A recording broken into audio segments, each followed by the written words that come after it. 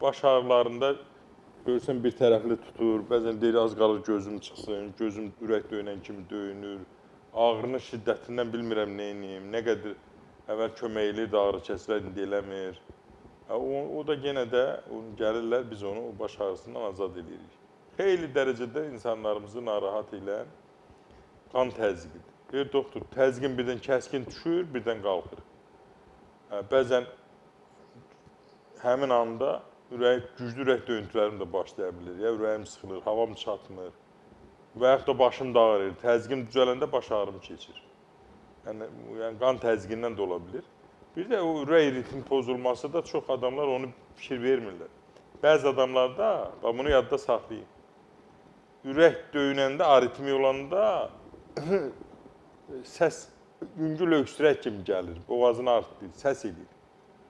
Miqdarı artan kimi aritmiyanın, burada səs edir özü. Elə bil, boğulan kimi eləyir, biraz nəfəs alır, rahatlanır.